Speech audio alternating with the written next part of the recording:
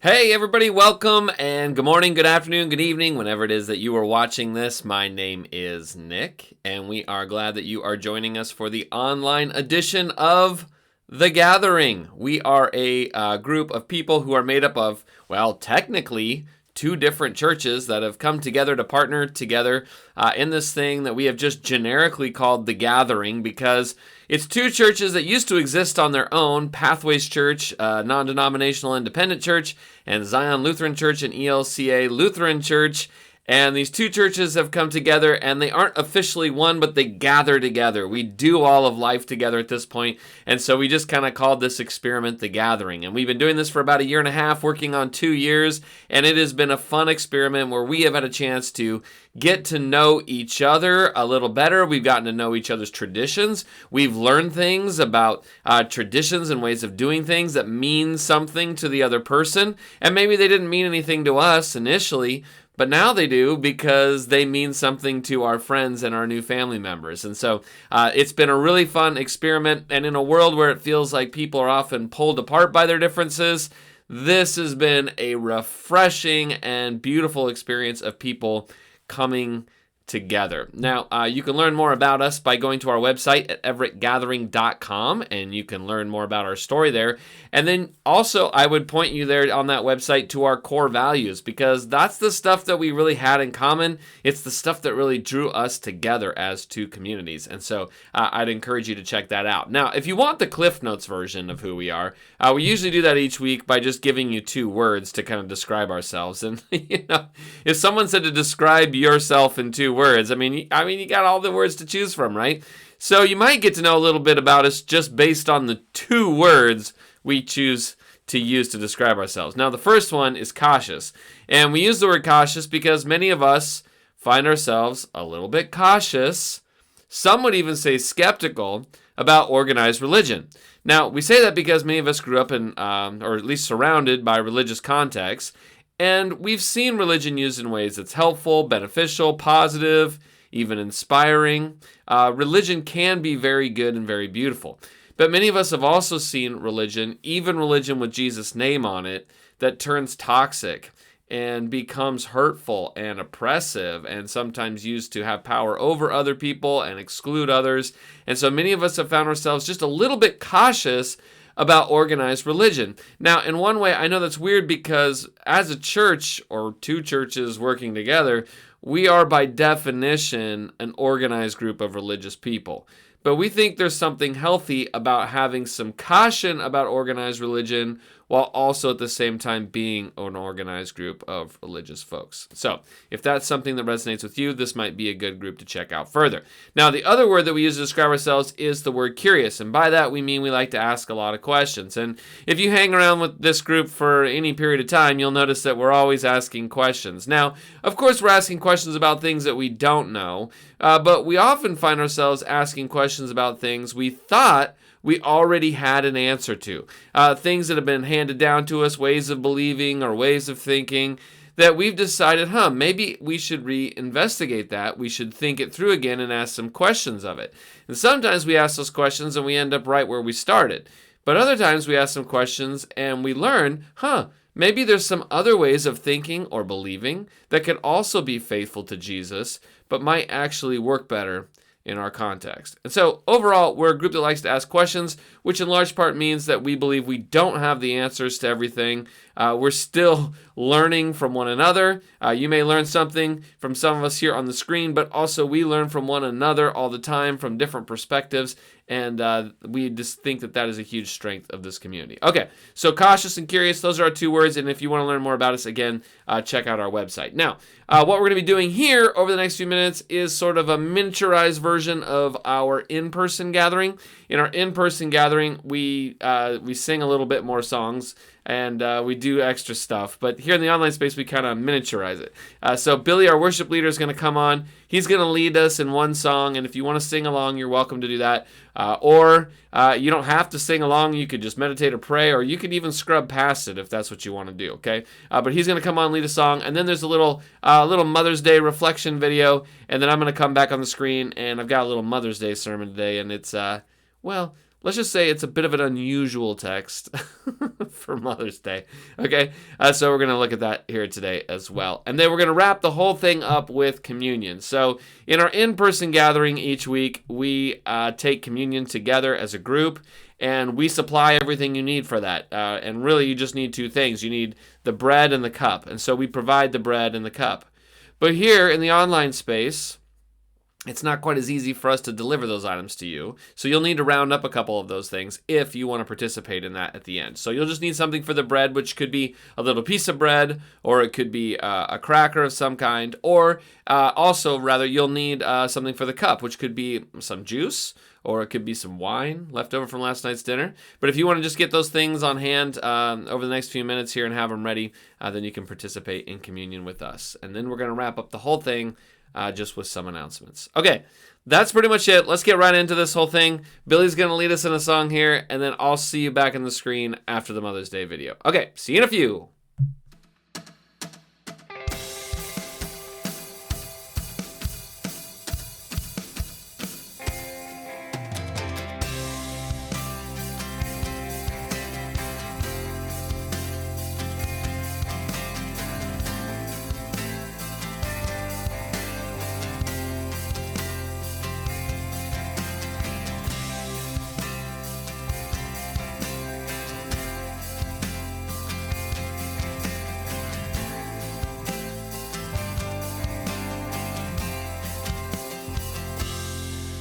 If my heart is so overwhelmed and I cannot hear your voice, I'll hold on to what is true, though I cannot see. If the storms of life they come and the road ahead gets steep, I will lift these hands in faith, I will believe. I'll remind myself of all that you've done and the life I have because of your Son. 'Cause love came down and rescued me, love came down and set me free, and I am yours, I am forever yours. Mountain high and valley low, I'll sing out, remind my soul that I am yours, I am forever yours.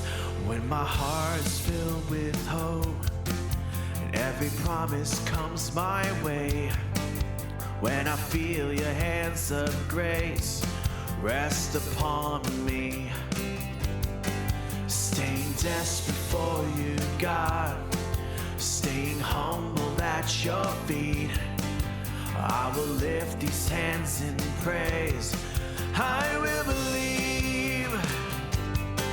I'll remind myself of all that you've done and the life I have because of your Son. 'Cause love came down and rescued me, love came down and set me free, and I am yours, I am forever yours. Mountain high and valley low, I'll sing out, remind my soul that I am yours, I am forever yours. 'Cause I am yours, I am yours, all my days, Jesus, I am yours. 'Cause I am yours, I am yours, all my days, Jesus, I am yours. 'Cause love came down and rescued me, love came down and set me free, I am yours, I am forever yours. Mountain high, valley low, I'll sing out, remind my soul that I am yours. I am forever yours. 'Cause love came down and rescued me. Love came down and set me free. And I am yours. I am forever yours. Mountain high, valley low, I'll sing out, remind my soul that I am yours. I am forever yours. That I am yours. I am forever yours. That I am yours. I am forever yours.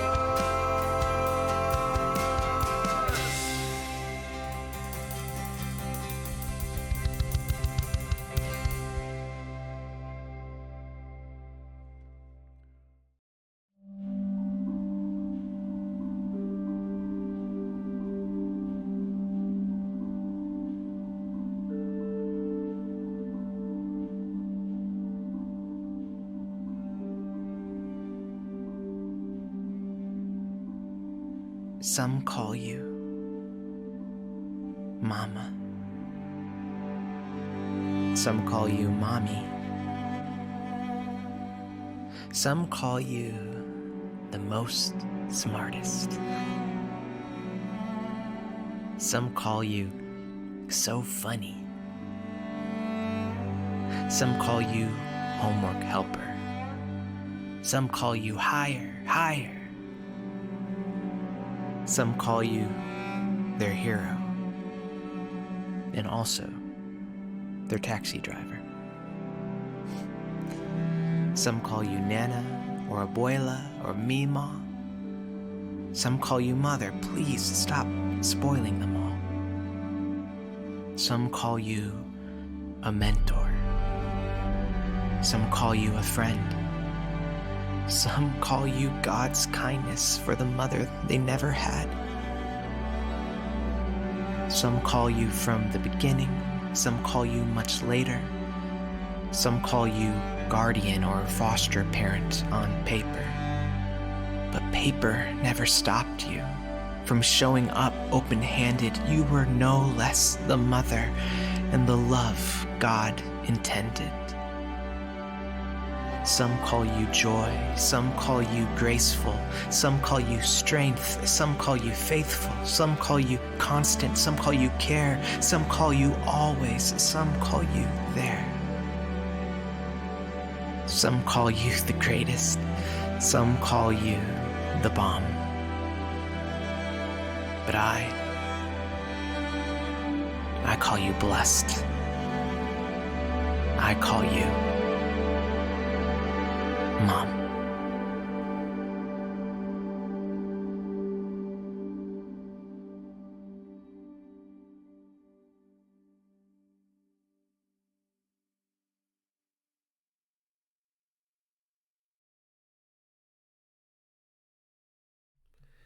Oh, that's great. I like that video there. I don't know what you call your mom, but on Mother's Day, you better call her. All right, so we want to say happy Mom's Day to everyone out there. We want to say thank you and just appreciate those of you who are mothers. Some of you are mothers physically. You have young ones that you take care of and nurture and help grow. And many of you have partners that help you in doing that, but we just want to say thank you to those of you who are mothers and are engaging in that work. Some of you are mothers, maybe not physically, but some of you have taken on a motherly role in some of our lives. I've got really important people in my life who have taken a motherly role, even though they're not my physical mom, who have kind of mothered me emotionally and spiritually.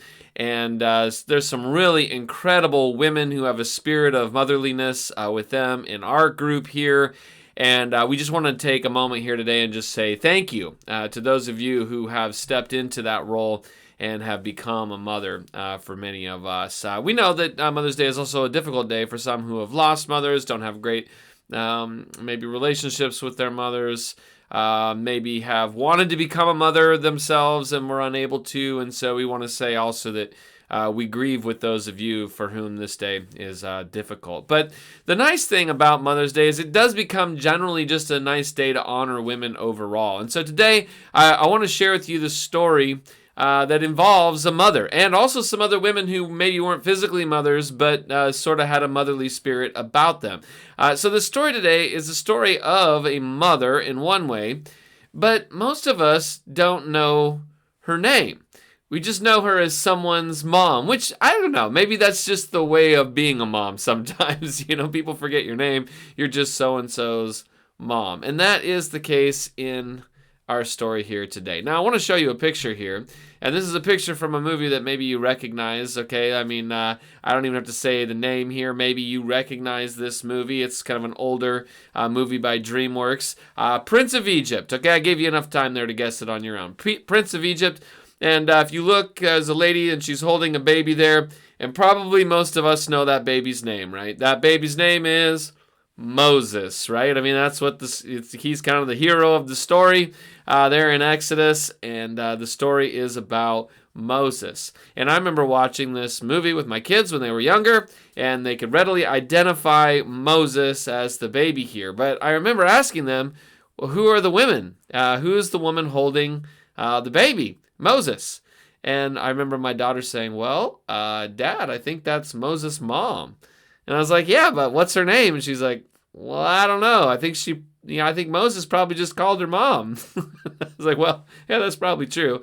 But she does have a name, okay? And then the girl standing off to the side, my daughter correctly identified as Moses' sister. But again, she did not know her name, which is interesting, right? Because we all know Moses' name and we know what Moses did. But there are women in Moses' story.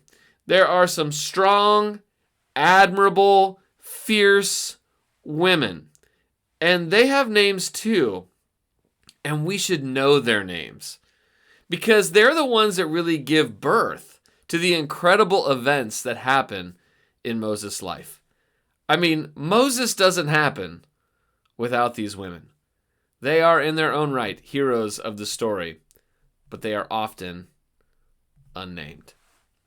Now that's unfortunate because the story takes place in the book of Exodus, and Exodus is the English name for this book, but that's not how it's known in Hebrew. In Hebrew, the title of the book is Shemot, and Shemot means names. That's what it means. These are the names. And it comes from the very first line of Exodus 1:1, which says, these are the names. And then it lists out the names of the 12 sons of Israel who become the heads of the 12 tribes of Israel. Now, interestingly, Deuteronomy is another book that is named similarly. In Hebrew, it's just called words. These are the words. And it comes from Deuteronomy 1:1 that says, these are the words that Moses delivered to the people on the plains of Moab. Okay, so Deuteronomy is the words, and Exodus is the names. And so we start off Shemot, names book, with a list of names, and they are the 12 sons of Israel, the 12 heads of the tribes of Israel.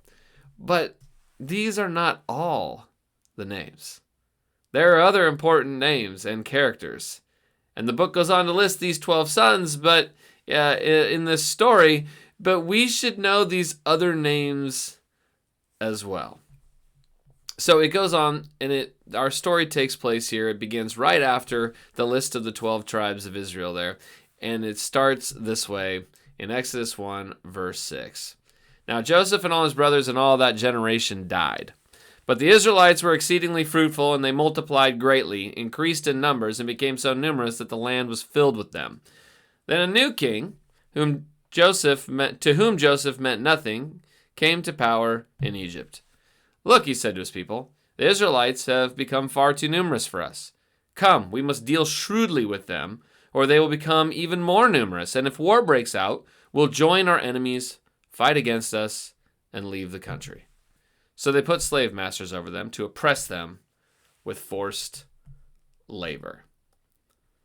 Now, this part here of the text we know is sort of the context. for what happens in the story of the Prince of Egypt. And you're probably already aware of it, right? The context here is that at a certain point, there was a boy named Joseph. Well, there was a man named Israel who had a son named Joseph, and his brothers were mad at him, and so they sold him into slavery, which is a whole other story of family dysfunction, okay? And so they sell him into slavery. He ends up in Egypt, but he ends up rising to power in Egypt. And then sometime later, his brothers and the family back in Palestine, they are experiencing a famine, and so they go to Egypt for some relief. And when they get there, they don't recognize Joseph, but he recognizes them, and he ends up forgiving them and inviting the entire family to relocate to Egypt where they can survive through this time of famine. And as we come upon the scene here in Exodus, a lot of time has passed since then. And it says this is a time where there's a new king who does not know Joseph, who has passed away, or the brothers, right? And the population of this family, Joseph's family, the Hebrew people, it has exploded. And there is a new king in power, and he is uncomfortable with the population growth of these immigrants, these refugees in his country. And so he says, we've got an immigration problem. And so the text says that we must deal shrewdly with them. Now, this word shrewdly, it means wisely. And because it uses this word wise, many scholars have theorized that what is happening here is what's being described is that there is like a council of wise men who have come together, like a group of consultants who have put their heads together to make a policy for how do we deal with these Hebrews. I mean, what if these foreigners turn against us? And so verse 11 goes on this way, so they put masters over them to oppress them with forced labor. And they built Pithom and Ramses as store cities for Pharaoh. But the more they were oppressed, the more they multiplied and spread. So the Egyptians came to dread the Israelites and worked them ruthlessly. They made their lives bitter with harsh labor in brick and mortar and with all kinds of work in the fields. In all their harsh labor, the Egyptians worked them ruthlessly. Now, what's being described here is racial oppression. And you don't have to get very far into the Bible. I mean, we're in the second book, or really the second book of the text here for us. And we've already got systemic oppression and slavery of a foreign people. And it's born, the text says, out of the Egyptian sense of dread or fear. And I have noticed that fear of the other often leads to terrible things. And what it leads to in this story is oppression and cruelty. Now, you might have noticed as we read through the text there that this word ruthlessly is used twice. And the word ruthlessly in Hebrew means without compassion, without mercy. And what it's describing is an attitude and actions of cruelty. Now, there's lots of ways that you can deal with immigration, but a clear sign that you've moved towards oppression is if you choose cruelty as part of your response. Now, the way that they were being demonstrably cruel was in their plan for how to oppress these people. And it appears that their primary strategy was one of separation. The plan was to separate families from one another. We've got these immigrants in here and we need to get rid of them, so we need to separate these families. Now, the basic idea here was to work the men very hard, and we saw that in the text. They wanted to oppress them and have them working and building cities and all that kind of stuff, hard work, okay? But the idea wasn't just that we would overload them with work. The idea is we want to work these males so hard that they don't have any time to be with their families. And so many scholars actually believe that these Israelites in the story here are being put under this type of oppression in order that they can't ever go home. They have to sleep on the job site. They have to sleep out in the field. They got to be wherever they are, and they can't go home at night to their families. And the primary purpose for this is we don't want the males to come home and have a conjugal visit with their wife in the evening. The whole idea here is we are going to stop this population growth by keeping these people separated. You get it? There's a cruelty in that, in separating families. Now, apparently this isn't working as well as Pharaoh originally plans, and so we get another plan here from Pharaoh, and it picks up in verse 15. The king of Egypt, the Pharaoh, said to the Hebrew midwives, whose names were Shiphrah and Puah, when you are helping the Hebrew women during childbirth on the delivery stool, if you see that the baby is a boy, kill him. But if it is a girl, let her live. And here we come across the first of our unfamiliar names. These motherly women who, may not be physical mothers of every birth that they attend, but they are these Hebrew midwives there to help deliver babies. And we discover their names are Shiphrah and Puah. Now, maybe you've never heard their names, but that is unfortunate because they are a huge part of this story. Now, these two women, they're probably Hebrews themselves, and they're probably heads of a midwife guild, okay? I mean, if there's that many babies being born, it's unreasonable that two women could get there to be at every birth, all right? So what is believed is that they're probably the heads of a midwife guild, and they're being ordered that there are too many babies being born, and so the idea here is share with all the midwives that if any boys are born, we're to kill them, but not the girls. Now you think, why kill the boys and not the girls? Well, on the one hand, boys are probably considered a greater threat, right? I mean, they can grow up to be strong and to fight and all that kind of stuff. But my guess is the reason for this really all comes back to the names. You know how names are passed through families in the ancient world? They're passed through the lineage of the males. And so if you kill all the males, you destroy the names of the people. And then what's left are the girls. And what often would happen in an ancient context is the girls would be taken as sort of conquest slaves, as womb slaves. And Egyptian masters then could sire children through these girls and women. And because the name then would be passed through them as males rather than Hebrew males, they would literally be attempting to breed a people out of existence. And this was actually a common form of genocide in the ancient world, to eliminate a whole people group.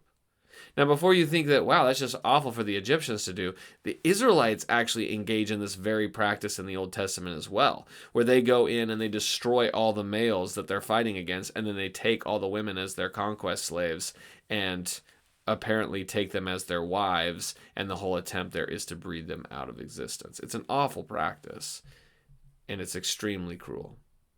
But the midwives refused to go along with it.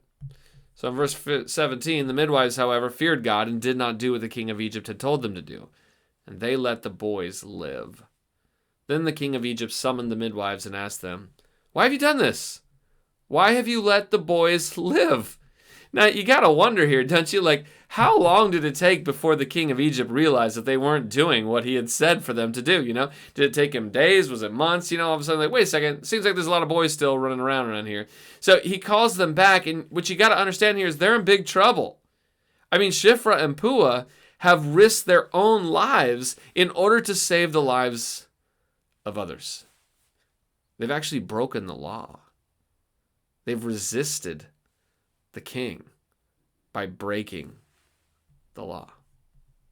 And so they say this in verse 19, the midwives answered Pharaoh, "Oh, well, Hebrew women are not like Egyptian women. They're vigorous and they give birth before the midwives can even arrive."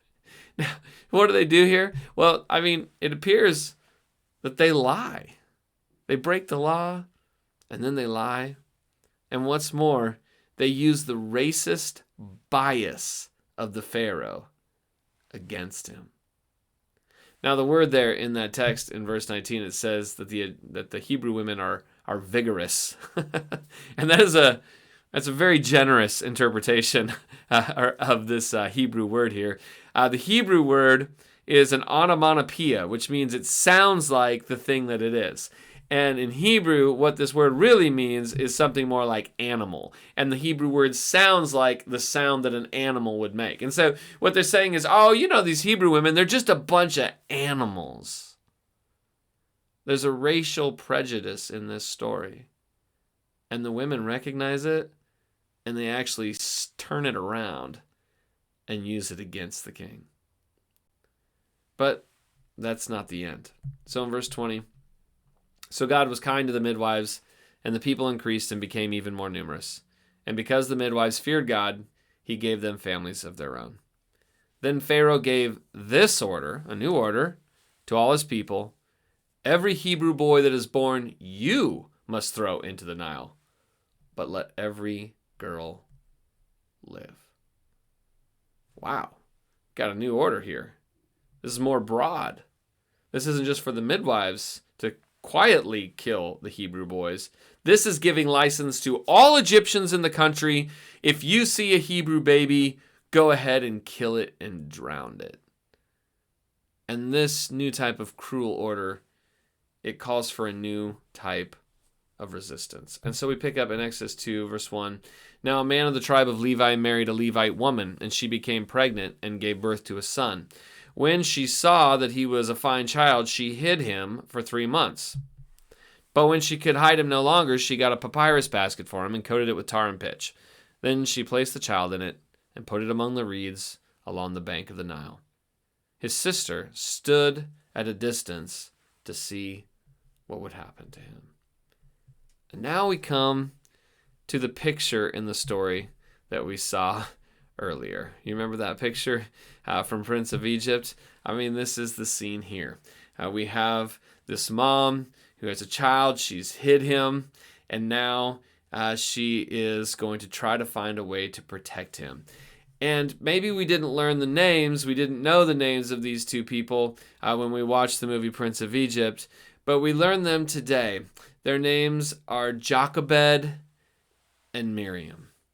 Now, neither one of them is named in this text, but we do learn their names in other places. In just a couple chapters later, in Exodus 6, we discover that Moses' mom's name is Jochebed. Amram married his father's sister Jochebed, who bore him Aaron and Moses. Okay, so just a few chapters later, we learn her name. She is Jochebed. If we flip over to Numbers 26, we learn both the name of Jochebed and Moses' sister Miriam. The name of Amram's wife was Jochebed, a descendant of Levi, who was born to the Levites in Egypt. To Amram, she bore Aaron, Moses, and their sister Miriam. And so we learn both of their names. This mother and daughter who now become part of the resistance. Now, Jochebed is a mom, right? I mean, she doesn't want her baby to die, so she hides him for 3 months. And you got to wonder how many other mothers tried this, right? Their babies were born, they didn't want them to be drowned or killed, so they hid them. Now, what's interesting about Jochebed is she does eventually follow the letter of the law.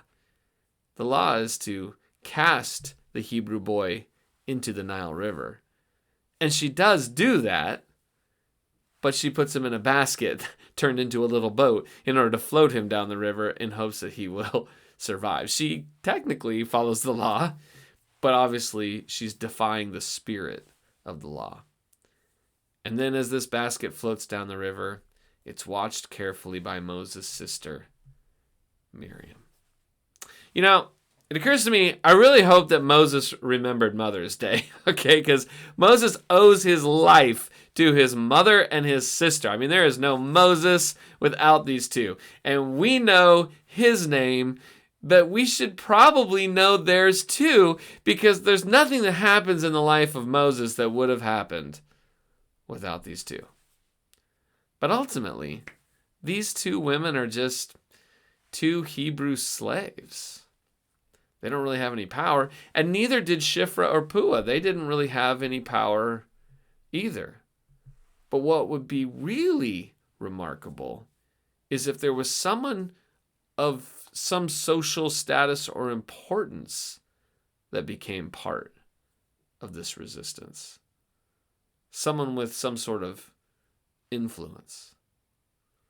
And that's what happens next. Verse 5. Then Pharaoh's daughter went down to the Nile to bathe, and her attendants were walking along the river bank. She saw the basket among the reeds and sent her female slave to get it. She opened it and saw the baby. He was crying, and she felt sorry for him. "This is one of the Hebrew babies," she said. Then his sister, that's Moses' sister, asked Pharaoh's daughter, "Shall I go and get one of the Hebrew women to nurse the baby for you?" "Yes, go," she answered. So the girl went and got the baby's mother. That's Jochebed. Pharaoh's daughter said to her, "Take this baby and nurse him for me, and I will pay you." So the woman took the baby and nursed him. And when the child grew older, she took him to Pharaoh's daughter, and he became her son. And she named him Moses, saying, "I drew him out of the water." And that's what his name means, to draw out.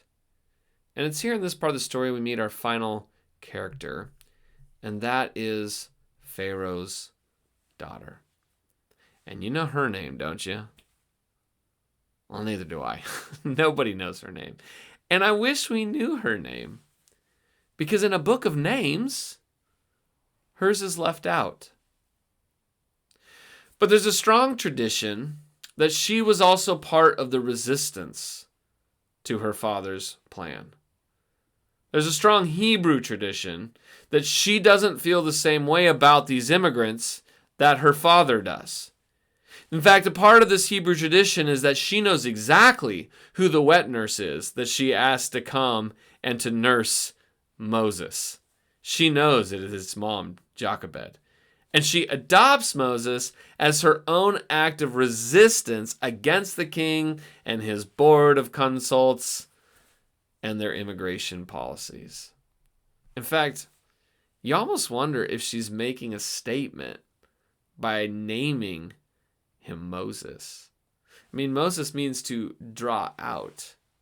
And it's almost as if, Pharaoh and the king here is known for throwing the babies in, and she says, "Yes, but I am going to name him the one drawn out." There's a tradition here that she is a strong part of this resistance. And you wonder, is Jochebed in cahoots with her? Are they working together? Do they work together to name and to raise Moses right under Pharaoh's nose? And tradition says, yes, that they were powerful women engaged in resistance against cruel laws that oppressed people. Now, that's our story, and I guess our question here then is, what could this ancient story have anything to do with us today? I mean, what possible relevance could any of this have in 2025 America? I mean, oh my gosh, it probably doesn't have any connections, right? Of course it does.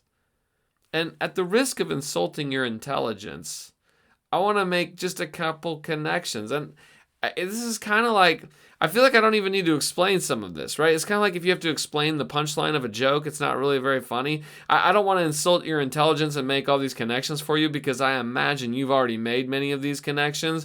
But let me just give you a couple touch points that I think might be important just to state out here today as we talk about this. And the first one is simply this: God is on the side of the immigrant. He is. God is on the side of the immigrant. And that's not some sort of political commentary. I'm not trying to say what the United States of America should have as its immigration policies. I'm sure those are nuanced and complex, and I don't know the answer to all of that. But what I'm telling you is how God expresses himself through the biblical text. And if you just do a study on the word immigrant in the Bible, you will see that the Bible text is universally welcoming and compassionate to the foreigner. I mean, you just do a word study on immigrant and you'll discover that really in Israel's history, all their main heroes were immigrants or refugees, all right? I mean, Abraham, right? He's called out of his original homeland and called into Palestine, where he comes in as an immigrant. Joseph, who's kind of the context of the story we just read. Joseph was from Israel, Palestine, and he went as a slave into Egypt, but was an immigrant there and rose to power, and then brought his whole family there as refugees, all right? And that's the beginning of the nation of Israel. Of course, Israel, on their way back into Palestine, are immigrants back into that land. Jesus himself was an immigrant. He fled as a refugee from King Herod into Egypt himself. I mean, Israel and all of its history and all of its heroes, it's a history of immigrants. And when Israel became its own nation, or on the way to becoming a nation, God gave them laws to remind the people to never mistreat the foreigner or the immigrant. Good example, Leviticus 19, part of the main legal code for Israel. When a foreigner resides among you in your land, do not mistreat them. The foreigner residing among you must be treated as your native born. Whoa. Love them as yourself, for you were foreigners in Egypt. I am the Lord your God. I mean, that is part of the main code, the main law code for Israel. And, just a little tip here when you're reading the Bible, if anything ends with, I am the Lord your God, it means God's pretty serious about it, right? You might want to take that one pretty serious. Deuteronomy 10, verse 17, for the Lord your God is God of gods and Lord of lords, the great God, mighty and awesome, who shows no partiality and accepts no bribes. He defends the cause of the fatherless and the widow, and loves the foreigner residing among you, giving them food and clothing. And you are to love those who are foreigners, for you yourselves were foreigners in Egypt. I mean, this is Israel's divine law. I mean, if you want to say it's their immigration policy. Now, does this mean that nations shouldn't have immigration policies and rules and ways of legally immigrating and all that kind of stuff? No, it's not against that at all. But what I'm trying to point out here is that it absolutely shows that God's people should always be bent toward compassion and love of immigrants. And any anti-immigrant views in the Bible are always associated with people who are working against God. And that should be a giant warning for us. Be careful you don't find yourself on the other side working against God. Because the text reminds us, Egypt is ruthless and cruel. And God's people are to be compassionate, merciful, and kind. Now, the second thing I think is important to remember here out of this story is just its relevance today, and that is that resistance is faithfulness. It's impossible to read the Bible and not see that faithfulness to God is often demonstrated through resistance to empires that are oppressive and cruel. I mean, a part of what it means to have faith or to exercise faith is to exhibit resistance to powers that oppress people and are cruel to them. I mean, there's all sorts of, examples of faithfulness as resistance in the Bible text. I mean, some of them are my favorite Sunday school stories growing up. I mean, the story of Shadrach, Meshach, and Abednego. I remember those. That's in the book of Daniel. And these three guys, the king, Nebuchadnezzar, brings out this big obelisk, and the music plays, and they're all supposed to bow down. It's basically a Pledge of Allegiance scenario, compelled, and they're supposed to bow down during the Pledge of Allegiance, and they refuse to. But in their act of resistance, they are demonstrating their faithfulness. Or Daniel himself in that same book. You remember Daniel during a different king. He's told he can't pray to anyone but the king himself. And so he refuses, though. And in an act of resistance, he continues to pray to his God, to Yahweh. And because of it, he ends up in a lion's den. You remember that whole story? I mean, he is demonstrating his faithfulness through resistance. I mean, Moses himself here is resisting Pharaoh and his empire and demonstrating his own faithfulness through his resistance. And really, you could just go even into the New Testament, into the early church. The early church had plenty of martyrs, people who were in conflict with Rome and the Jewish temple leaders, and they were willing to die rather than to conform. And their faithfulness was demonstrated in their resistance. I mean, one of those is Peter, right? The Apostle Peter. And Peter is even crucified by Emperor Nero, tradition says, upside down, because he refuses to be quiet about his faith, and his faithfulness is demonstrated through his resistance. Even Paul, who wrote Romans 13, where he says to submit to government authority. I mean, Paul resists empire, and he is beheaded by Rome, according to tradition, for refusing to be quiet about his faith. You see, resistance is an act of faithfulness. And we remember those heroes because of their resistance. And if we're thinking about our own situation, then it makes me wonder, how will we be known? How will we demonstrate our faithfulness? But the last point I just want to point out here is just because we're talking about women today and you really can't avoid it in this story, it's that revolution is often begun by the courage of women.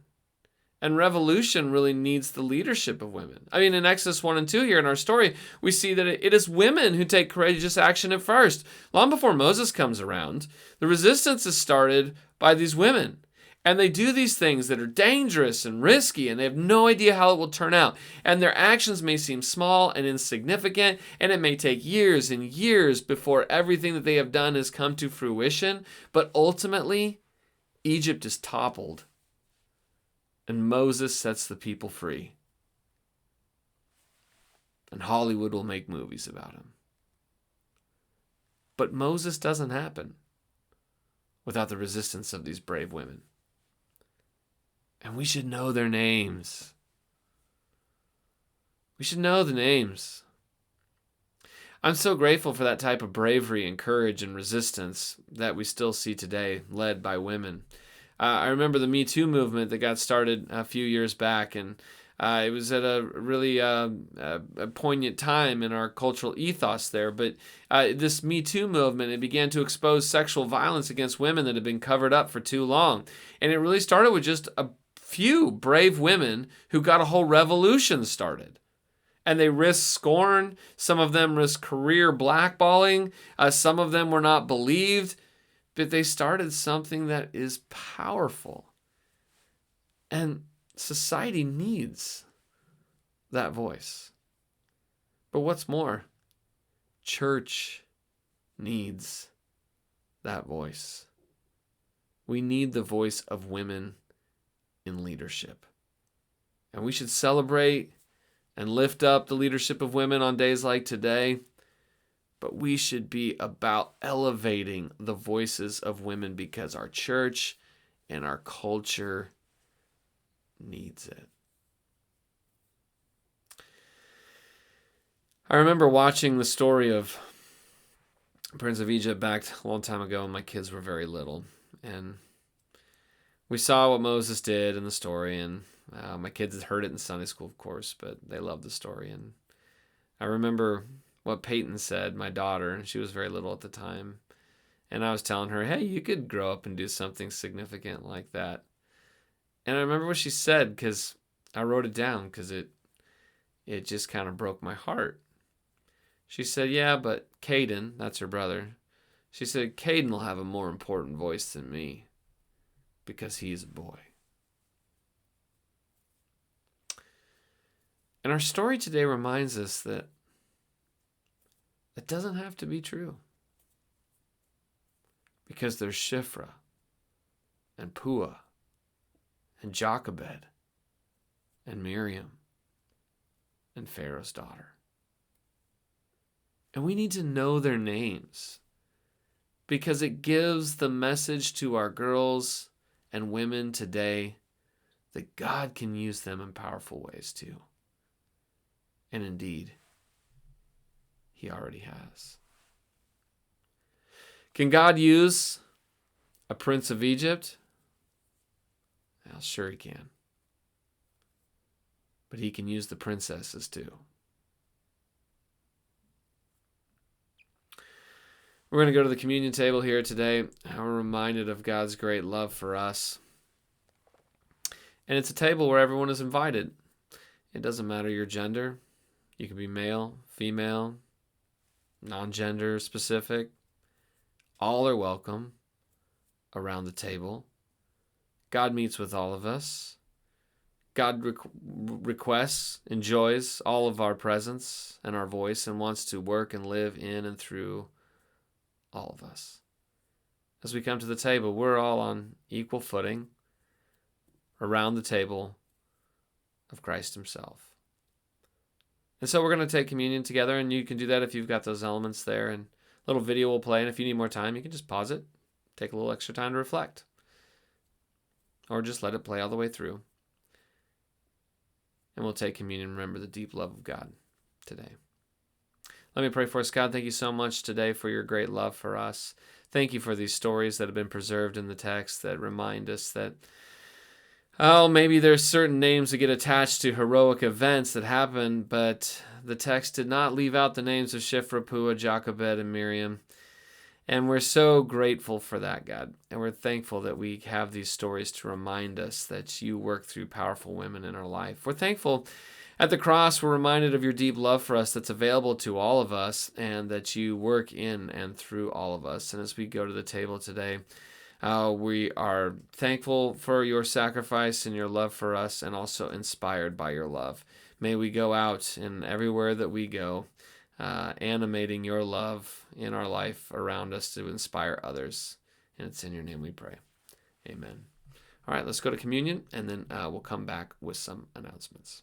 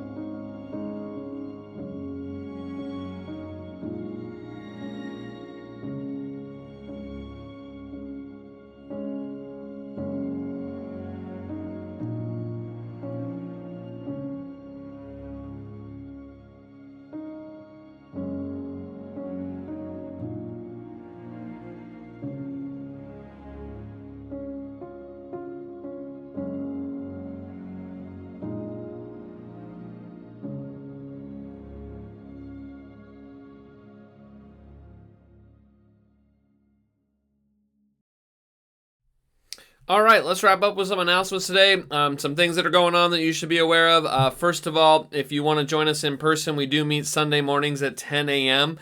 We meet at the Zion Lutheran Church building, which is just south of downtown Everett. It's an easy on-off exit on the 41st Street exit there if you want to join us in person, and we love having you here online. But if you're interested in joining us in person, it's a really cool group of people to get to know, and encourage you to do that if you have the chance to do that. If you want to stay up to date with things that are happening, you can follow us on the socials. We're on Facebook, Instagram, and Threads. We are at The Gathering Everett, and you follow us along there, and you can stay up to date with some of the information that is happening. Another way to get information and announcements is through our email newsletter, and we send that out pretty regularly. So if you are not receiving that yet, you're probably not on our distribution list. So just send us a message on Facebook with your name and email address. Or email me. My email is right there on the screen, so you can drop me a note and say, hey, add me to the distribution list, and we would be happy to do that. Some things that are going on each week. We've been doing a kids play date on Wednesday at 9:30 a.m. And this is for those of you who have some little ones who maybe aren't quite school age yet, but need a chance to get out of the house and give you a break for a minute. And so several families have been showing up who have kids so they can play together. We've been opening up some of the kids' classrooms at the building and giving a chance for kids to play together. And so if you're interested in that, you don't need to RSVP or anything. You can just show up at the building at 9:30 a.m. This week, Theology Pub is happening. We are meeting Wednesday night at 6:30 p.m. at the Scuttlebutt Tap Room in downtown Everett. This one is on Cedar Street, so make sure that you're on Cedar Street and not the other location. There's another location down on the Everett waterfront. You can go to that one, but just none of us will be there. So make sure you come to the one in downtown Everett on Cedar Avenue. And there's They're doing like a hot dog bar or something, and we're going to bring in some snacks. So you don't even have to buy food. You can just buy your drinks, and they've got beer and wine and other stuff. But you can get non-alcoholic drinks as well. And join us for our discussion, and we would love to have you there. Another thing I want to let you know about is we are kind of starting some exploratory discussions about what it means for these two churches to officially become one together. We've been doing everything together for the last year and a half, and there's obviously some things that just make it difficult to continue to operate as two separate entities, even though we're doing everything together. So we want to just start having some discussions about what would it mean for us to become one group. And so we have 3 discussions set up.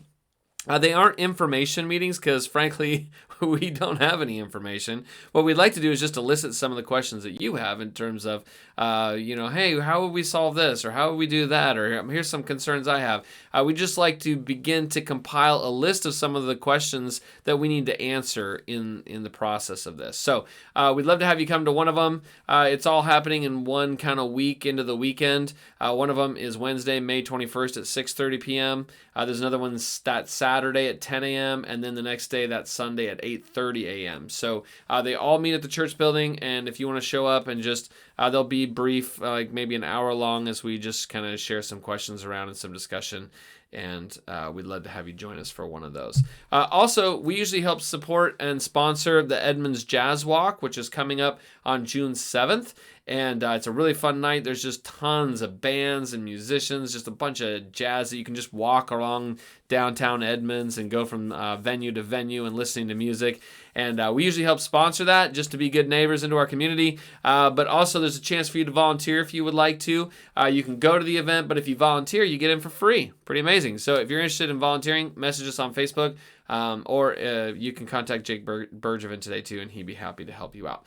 And then finally, you can give. If you want to donate, you can do that online. You can go to everettgathering.com/donate, and you can set up a one-time gift or a recurring gift, and you can help support all that we're doing here that way as well. And that's a good way to support things that are going on if you are an online person. Because it's harder to get together in person to support in other ways. So donating financially is a great way to help us out. Okay, I think that's pretty much it. Looks like it's going to be a good week, and we'll have some new stuff that we're dealing with next week. We might be jumping into a new series next week. I'm just kind of playing around with some stuff. And we'll be talking about some resistance series. How do you live a life of resistance as an act of faithfulness? And so we'll be jumping into that here pretty soon too. Okay, God bless you. Hope you have a really good week, and we'll see you next time. Bye.